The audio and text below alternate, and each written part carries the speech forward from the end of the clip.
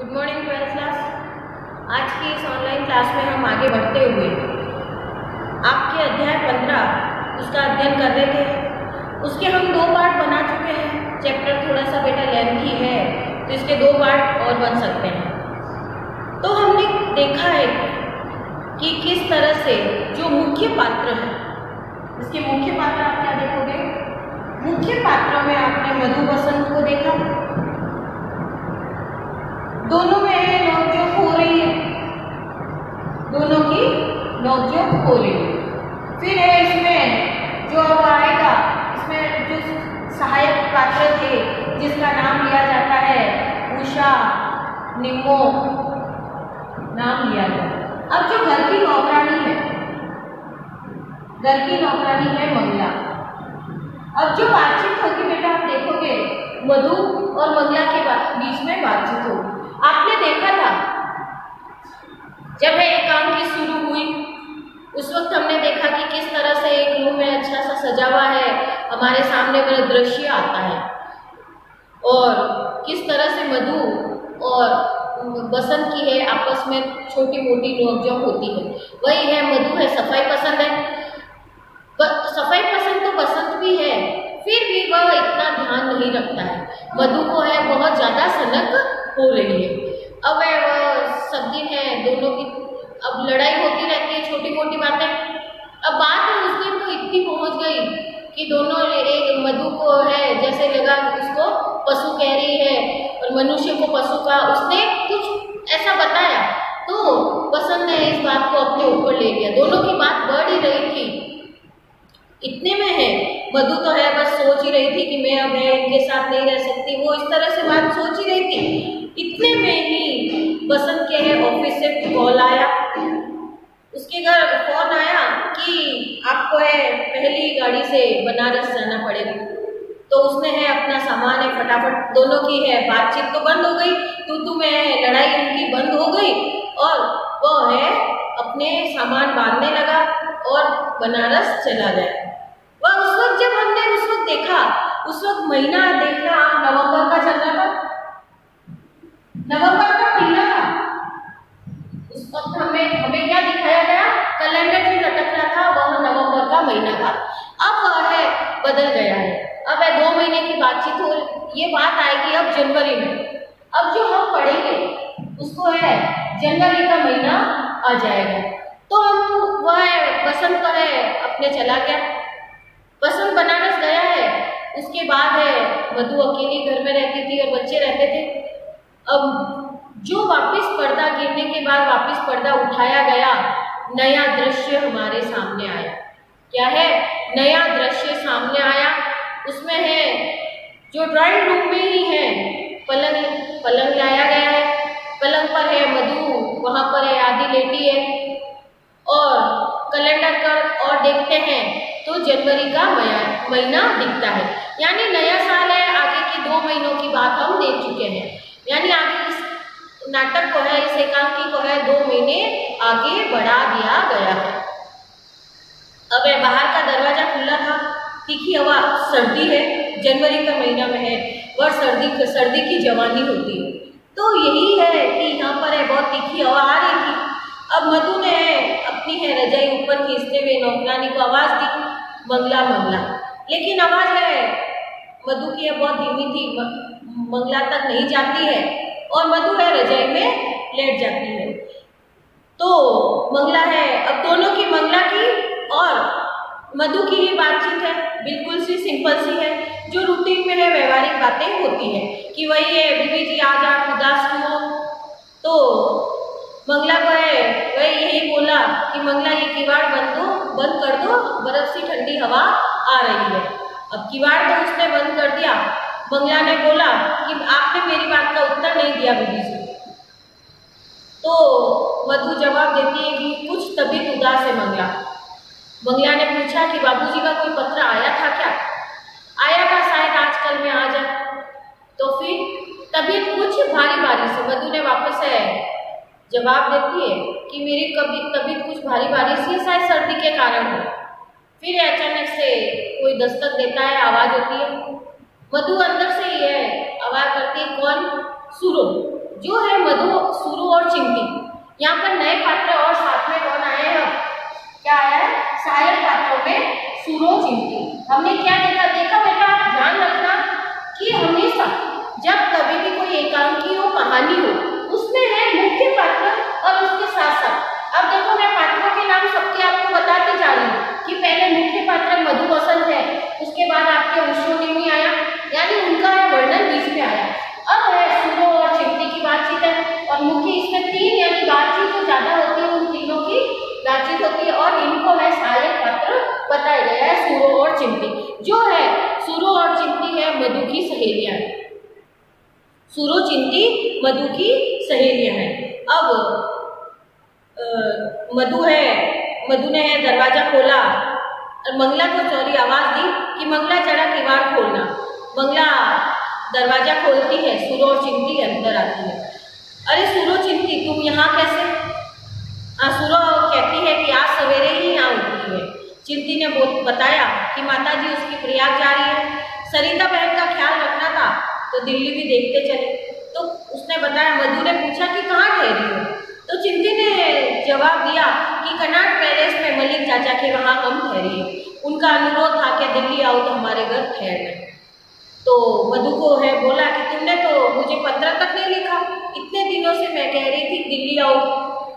फिर सूरो कहती है कि सबसे पहले तुम्ही से तो मिलने आई है, माताजी से कहती कुतुब मीनार। अब कुतुब मीनार एक तरफ, मधु बहन एक तरफ, और दोनों हंसी मजाक कर लेती है।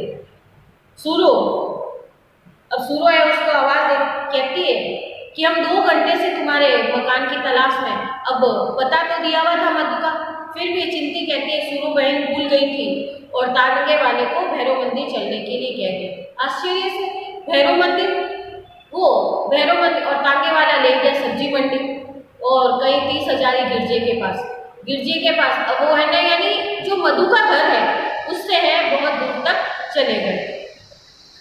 कि फिर है चिंटी को ख्याल आया कि मंदिर तो हनुमान जी का है, और नई दिल्ली वापस आई। और तब पता चला कि हम लोग तो है यूं ही परेशान है, तुम्हारा तो घर पास ही था। तुम लोग तो कहते तो मैं कहती हूँ, अब तुम लोग भी मैं कहती हूँ, ये क्या कहती है? और जोर से हंस पड़ती है।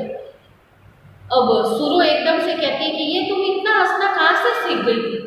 कि तुम तो थी जन्म की सीढ़ी, कि उसको है पहले मधु बिल्कुल भी नहीं, वही एडिकेटेड में रहना, अपने खुद के आचरण में रहना, तो उसमें जैसे सीखा ही नहीं था कुछ हंसना, कुछ बोलना, सभी के साथ रहना, उसने जैसे सीखा ही नहीं था।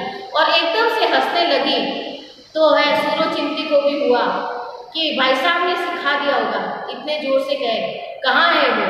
तो मधु ने जवाब दिया बनारस गए 2 महीने से, वहाँ के फर्म का मैनेजर है, बीमार पड़ गया और शायद आजकल में आ जाए।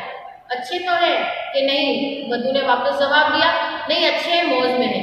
अब उसको है बोला कि तुम बैठ जाओ बिस्तर पर। तो मधु है वो सूरो और चिंटी कुर्सी पर बैठने लगती है, तो उसने मधु ने बोला कि अरे कुर्सियाँ छोड़ दो, तुम मेरे पास आ जाओ, पलंग पर बैठते हैं। अब सूरो ने वही है, मधु की क्या आदत थी, सर्दी में भी पाँव धुलवा कर है रजाई में बैठती। ये इस बात पर भी दोनों हस्बैंड वाइफ की है लड़ाई हुई थी कि सर्दी में भी हमें जब रजाई में बैठे उससे पहले पाँव धोकर बैठे तो सब मजाक किरकिरा हो जाता है। तो वही है सूरो ने कह दिया कि लेकिन मेरे पाँव मैं पाँव नहीं धो सकती क्योंकि सर्दी थी। अरे क्या हुआ तुम्हारे पाँव? मधु फिर क्या कहती है कि अरे क्या हुआ तुम्हारे पाँव को? जुराबें तो पहन रखी है तुमने, पर तुम्हारा बिस्तर कुछ नहीं होता बिस्तर को, मेरे बिस्तर का ख्याल छोड़ो। मधु फिर उसको कहती है कि कुछ नहीं होता बिस्तर को, मेरे बिस्तर का ख्याल छोड़ो, बस चली आओ इधर और ये किवाड़ बंद कर दो, बर्फ सी ठंडी हवा आ रही है। और मंगला आती है, आपने आवाज दी भी थी, मंगला चाय बना कर लाओ। फिर चिंटी है किवाड़ बंद कर देती और तीनों है घुटनों तक है रजाई लेकर आराम से बिस्तर में बैठ जाती है। सूरो है दोनों की आपस में बातचीत हो रही है, पुष्पा की शादी हो रही है अगले महीने लेफ्टिनेंट वीरेंद्र के साथ, यानी तीनों सहेलियां है इस तरह से अपने आप ही बातचीत करती रहती है। और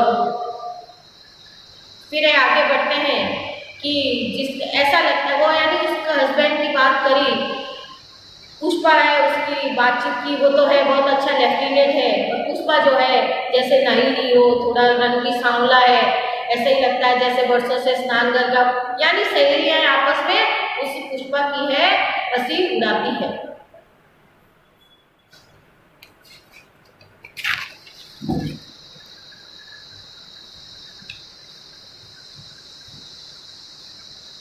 इतने में मंगला है चाय लेकर आ जाती है कि कहाँ लगाऊं, फिर चाय है वही है मेज पर है, प्याले बना अलग अलग है रख दिए उसके, और बिस्कुट भी रख दिए।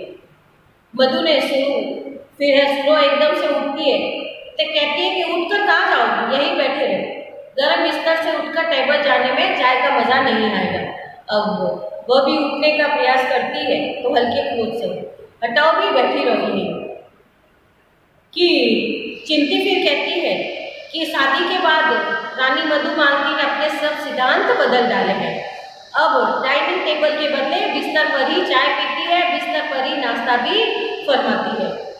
तो कहाँ तो है ये आपके पानी का ग्लास भी पीना हो तो डायरी रूम की, और यहाँ यानी पूरी तरह से। अब आप क्या इसमें बदलाव देख रहे हैं? मधु में आपने क्या बदलाव देखा? पहले ये सब बातें किसकी वजह से कि ये सारी बातें बसंत ने बोली थी, बसंत ने इसको बोली थी, और वही है बसंत है जब ये सारी चीजें, तो उसने क्या किया है, अपने में बदलाव किया है कि मधु ने अपने में बदलाव कर दिया। वही है बिस्तर है, ड्राइंग रूम में आ गए हैं, ड्राइंग रूम में बिस्तर आ गए, वही है बिस्तर पर बैठकर चाय पी रही है, नाश्ता कर रही है। अब उसकी सहेलियां भी उसकी टांग खींच रही है, देखो कि किस तरह से कि तुम्हें पानी पीना हो तो भी डाइनिंग टेबल से भागती थी कि डाइनिंग टेबल की तरफ जाती, और अब जो है अब तुम्हें इधर बिस्तर पर बैठकर ही चाय पी रही हो और आराम से इस तरह पैर भी नहीं धोने दिए और सब। तो फिर मधु ने वापस जवाब दिया कि क्या रखा इस तकलीफ में, सच कहो तो इस समय किसका जी चाहता है कि हम नरम नरम बिस्तर से उठकर डाइनिंग टेबल पर जाए, लो बिस्कुट और चाय का प्याला उठाओ, ठंडी हो रही है, और चाय उठाकर चाय पीने लगती है कि अगर चाय बिस्तर पर गिर जाए तो शुरू उसको पूछती है कि अगर चाय बिस्तर पर गिर जाए तो क्या हुआ, चादर धुलवाई जा सकती है, और किसी दिन सहसा ऐसी पेश आने वाली दुर्घटना के भय से हम रोज के सुख आराम को तो नहीं छोड़ सकते कि चाय तो है कभी एक बार गिरेगी, पर ये तो रोज का सुख है। उसने बताया, मधु फिर जवाब देती है कि ये तो रोज का सुख है, सुख और आराम तुम सूरो देखो उसकी टांग खींचती कहती है और हंसती भी है कि तुम बिस्तर पर चाय पीने का बहुत बड़ा सुख समझती हो, और फिर सभ्यता चिंतित सभ्यता संस्कृति। तो वही फिर है जवाब देती है, मधु ने जवाब दिया कि मानव की आधारभूत भावनाओं पर नित्य नए दिन चढ़ते चले आए, और पदों का नाम ही संस्कृति है। सोसाइटी के लिए एक वर्ग दूसरा वर्ग सदैव असभ्य और असंस्कृत रहेगा। फिर कहाँ तक आदमी सभ्यता और संस्कृति के पीछे भागे। यानी उसने इस बात का ध्यान रखना कि हम देखते हैं कि हम थोड़े से हाईफाई हो जाते, इस चीज को समझना बेटा यानी हमेशा एक वर्ग हाईफाई रहता है तो वो दूसरे वर्ग को क्या हमेशा असभ्य समझता है। जैसे उसमें कहता है उसमें कुछ एटिकेट नहीं, या हम किसी को देखते हैं तो क्या जैसे उसमें कुछ उल्टा सीधा भी काम कर दिया तो कहता है कि उसमें कुछ एटिकेट है ही नहीं, यानी वह असभ्य रूप है, एटिकेटेड है ही नहीं, यानी वह असभ्य रूप से रहता है, असंस्कृत है। तो शुरू कहती है कि अरे तुम ये क्या कह रहे हो कि क्या तुम चाहती हो कि इतना कुछ सीख कर भी मनुष्य पहले की भांति बर्बर।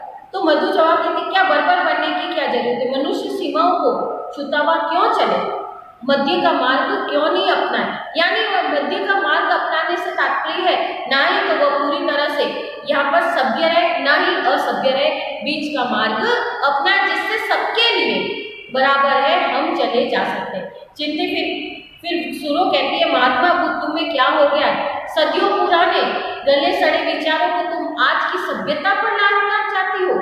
तो चिंती कहती है कि मनुष्य हर घड़ी हर पल प्रकृति के साथ पथ पर अग्रसर है, आज के सिद्धांत कल काम न देंगे और कल के परसों तो बनारसो वही है। मधु फिर कहती है बनारसो हटाओ, हम बेवजह बहस ले रही है, और मंगला चाय का एक एक कप और बनाओ। फिर है मधु ने है अपनी नौकरानी को कहा कि एक और चाय का कप बना दो। चिंटी कहती है बस भाई अब तो चलेंगे, इतनी देर हो गई हमें। अब मंगला हाथ धुला दो हमारे। अरे भाई एक एक चाय और ले लो। नहीं मधु हम चलेंगे। और वह सुरो अब कह रही है हम परेशान हो रहे हैं, हमने कहा था हम तो केवल मधु का घर देखने जा रहे हैं और इधर आकर भी 2 घंटे लग गए। चिंटी कहती है स्नान कर किधर है, हम वहीं हाथ धो लेते। क्या अरे क्या हाथ धोगी सर्दी में हाथ? नहीं हम हाथ तो जरूर धोएंगे, चिप चिप करें। तो लो मरो, मंगला है इनके हाथ धुला दो बाथरूम में। इधर बारामदे में मधु फिर कहती है बारामदे में धो लो। फिर है सुरो चिंटी हाथ धोती है, मधु चुपचाप है अपने प्याले की शेष चाय पीती है। सुरो है गीले हाथ लिए वापस तौलिया कहाँ है? तौलिया नहीं देगी मंगला, अच्छा वह ले लो खूटी पर टकाए। अब सुरो एकदम से मधु तुम भली बात जानते हो। मंगला अंदर से एक दुलावा तौलिया ले, चिंटी भी गीले हाथ लेकर आती है, मंगला तौलिया लेती है, दोनों है हाथ पहुँचती है। फिर मधु कहती है मैं कहती थी तुम अभी कुछ देर बैठते। चिंटी फिर कहती है नहीं भाई अब हम कल आने का प्रयास करेंगे और हाथ पहुंचकर तौलिया कुर्सी की पीठ पर रख देती है।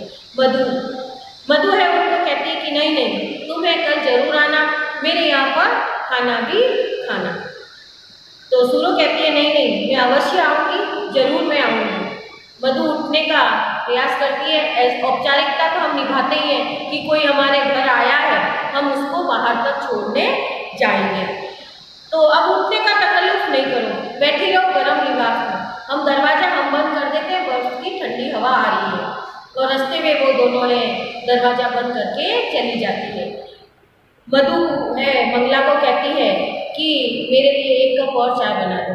फिर चाय है बनाकर लेके आती है और प्याला है उसको देती है, हाथ में 1 कप उसको देती है। तो मंगला उससे पूछती है कि ये कौन थी बीबी जी? मधु ने बताया मेरी सहेली थी, कॉलेज में हम साथ साथ पढ़ती थी और हॉस्टल में भी हम साथ साथ रहती थी। फिर है चाय पीती है, मंगला कहती है कि मंगला वो कहती है जी बीबी जी। मधु कहती है मंगला जरा मेरी ओर देख के बताओ क्या मैं सचमुच बदल गई हूँ?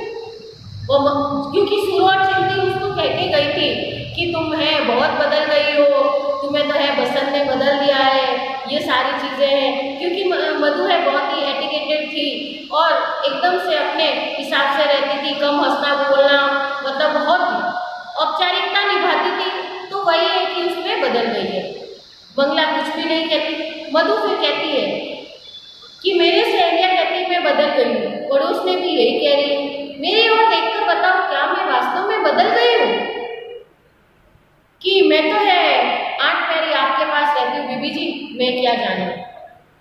तो मधु कहती अपनी बात जारी करते हुए रखती है कि मेरी आंखों में देखकर बताओ मंगला क्या मैं बदल चुकी हूँ?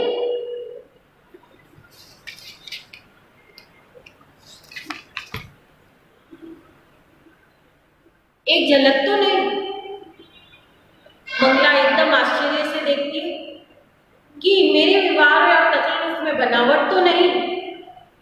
बनावट और तकल्लुफ? फिर है मधु है कहती है तकल्लुफ, बनावट, नफरत, इन तीनों को मैं दिल से निकाल देना चाहती हूँ। मधु क्या कहती है कि मैं इन तीनों को अपने दिल से निकाल देना चाहती हूँ। 2 महीने में पहले वे मुझसे इसी बात पर मुझसे लड़कर चले गए थे। मंगला कहती है क्या कह रही हो बीबी जी आप? बाबूजी तो। मधु ने फिर बोला कि उनका क्रोध अभी तक नहीं उतरा है और 2 महीनों में उन्होंने एक भी पत्र मेरे को नहीं लिखा। मंगला एकदम आश्चर्य से कहती है एक भी पत्र नहीं लिखा? नहीं। तो मधु है जवाब देती मैं कुशल से हूँ, अपनी कुशल का पता देना या मैनेजर बीमार है जो ही सब हुए चला आऊँगी, इन्हें तुम पत्र लिखना कहोगी? वे मुझसे नाराज है, इनका ख्याल है कि मैं उनसे घृणा करती हूँ। मंगला भी है समझने में असफल होती है घृणा। फिर है मधु कहती है कि मैं ऐसे वातावरण में पली हूँ मंगला कि मैं जहाँ पर सफाई और सलीके का बहुत ही ध्यान रखा जाता, इसमें मेरा क्या दोष? सफाई और व्यवस्था मेरी इच्छा को घृणा बताते हैं। मैं प्रयत्न करती हूँ सफाई वफाई छोड़ दूँ, तकल्लुफ जो हम दिखावा करते हैं हम सिर्फ औपचारिकता दिखाते हैं, बाहरी दिखावट, उसको तिलांजलि दे तू और धीरे धीरे हमारे जो बचपन से संस्कार पाए हैं उनको मैं छोड़ दूँ और उन सब वहमों को छोड़ दूँ, पुरानी आदतों से छुटकारा पा लूँ और अब मैं वे समझते मैं उनसे नफरत करती हूँ। तो मंगला कहती है क्या कह रहे हैं बीबी जी कि वास्तव में है, स्वभाव में, वातावरण में, इन सबसे मैं घृणा करती हूँ, उनको ऐसा लगता है। तो बेटा हमें आज का यहीं पर समाप्त करते हैं। कल के वीडियो में हम देखेंगे कि किस तरह से बसंत का प्रवेश होता है, बसंत है किस तरह से वह सब है चेंज हुआ देखता है। कल हम अंतिम वीडियो में आएंगे। आज है इसका तीसरा पार्ट हुआ। चैप्टर थोड़ा सा लंबा था बेटा, 4 पार्ट इसके हो चुके हैं और वो भी है 20-22 मिनट के। तो नेक्स्ट टाइम वीडियो और बनाएंगे। आज का वीडियो मैं यहीं पर समाप्त करती हूँ। बेटा थोड़ा सा चैप्टर लंबा है तो यूँ नहीं होना कि बोर नहीं होना, बहुत ही अच्छा चैप्टर है। चूहा सैदन शाह वाला इम्पोर्टेंट है, बात है बधू की और जो बसंत की आपस की नोकझोंक हुई वो इम्पोर्टेंट है। तो आप इसको मिस कुछ भी मत करना, कंटिन्यू है मेरे साथ साथ बुक खोलकर इसको पढ़ते रहना। धन्यवाद।